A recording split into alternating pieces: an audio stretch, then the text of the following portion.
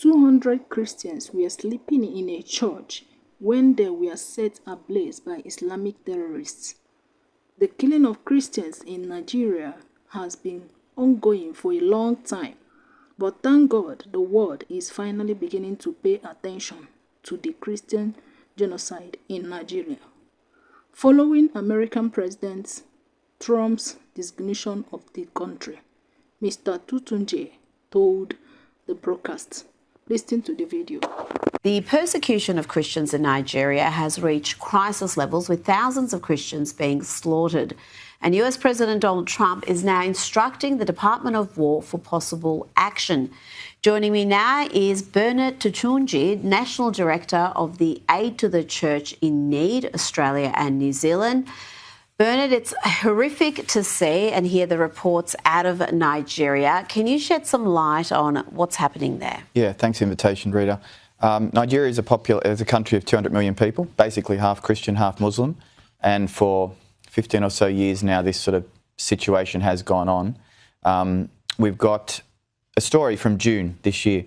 200 Christians who had been displaced already were sleeping in a church. They were locked in that church where they slept. The church was set ablaze, and those who tried to escape were either massacred or shot or macheted as they left. So there's a real situation for people. These are not uncommon stories, but then you've got situations of just discrimination.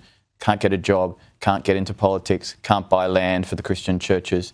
So this is not a situation that's new. It's been going on, and I think maybe the world's starting to sit up and have a look. Well, some of the footage coming out of that country is just horrific. We can't even play it. I can't even describe some of it. Yeah. It is that shocking. And President Donald Trump has announced the US will immediately stop all aid and assistance to Nigeria if its government continues to allow the killing of Christians. Christianity is facing an existential threat in Nigeria. We stand ready, willing, and able to save our great Christian population around the world. This is not going to happen. The killing of Christians is not going to happen. That was the president earlier today, and overnight the New York Times reported that the military has started drawing up some plans to quell the violence. It's a very difficult situation because airstrikes are possibly not feasible. What is the best help that the United States can provide in this current situation? I have to say that I think even President Trump coming out and saying something has already been immensely helpful, because people are speaking about, they're hearing about, they're debating the question, what's going on there. And, you know, we hope for just leaders who do good things, and I think it's good that someone's coming out and just saying something who's got a very large microphone to straight up. That's a benefit. Whether or not we go in is a whole other question, but this is moving things in a good direction. And you said the population there is almost 50-50 Christian, Muslim. Why are the Christians so persecuted? Why don't they have the protection, the power? How are they being not only discriminated against, but in some cases slaughtered? Yeah, it's a good question. This is not like Pakistan, where you've got a tiny minority of Christians. It's half-half.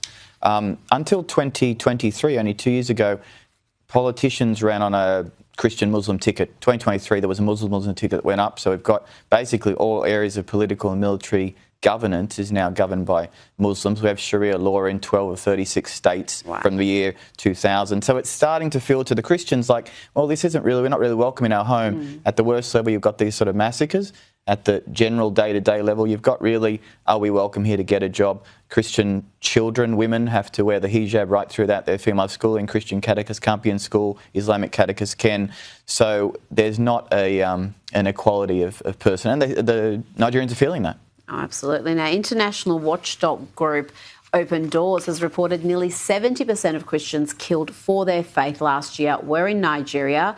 Groups like Boko Haram, Islamic State and West Africa Province and Fulani militants are blamed for most of these attacks, targeting Christians, often farmers.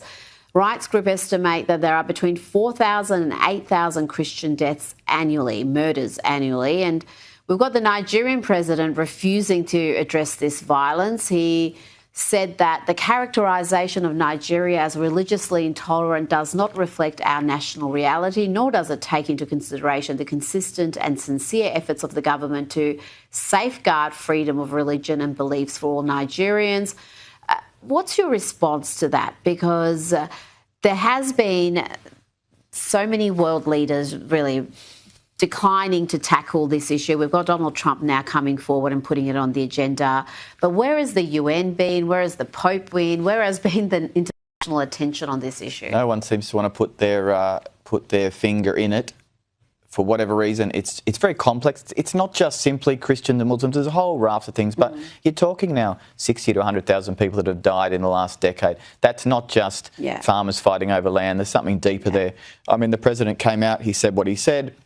It's a political response. They do have religious protections in their constitution, but it's not the experience on the ground. So you can say what you want, but the Christians are standing in the graves of their loved ones, begging for help, and no one's really listening. So I think the president really needs to listen to his people. And really, I mean, there's not an election for 2 years, but there needs to be a bit more of a recurrence to the Christians, an allowance for the Christians to live their life. Otherwise, they're really going to feel like they've got nowhere to go, which is really how they feel now.